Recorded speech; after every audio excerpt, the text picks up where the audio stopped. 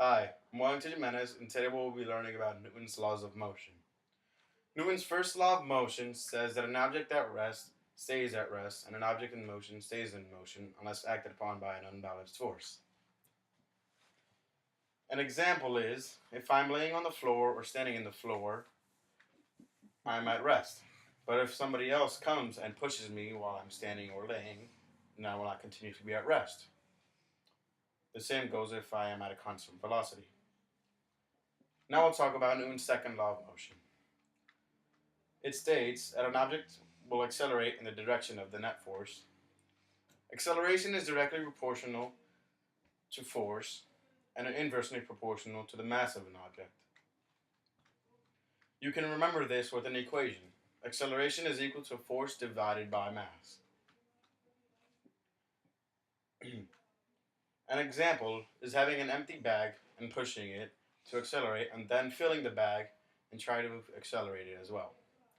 Let's do it. Here's an empty bag, and here's mass. Now let's fill the bag.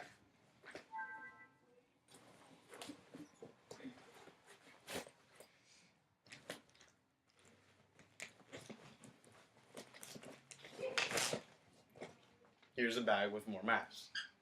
Now I'm going to accelerate it to the right with 10 newtons of force.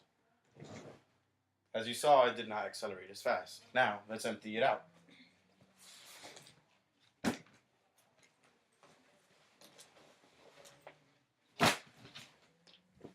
Now again, with 10 newtons force to the right, I will push it.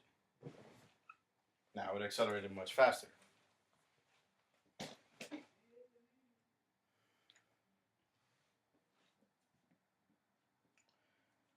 The bag with less mass accelerated faster, and the bag with more mass accelerated much slower. Now we will talk about Newton's third law of motion.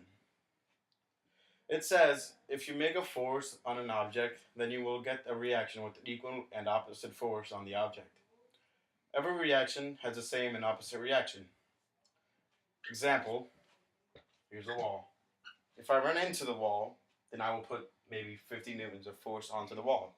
And the same will go if the wall will push back 50 newtons to me. Let's try this. As you saw, I fell a little bit backwards.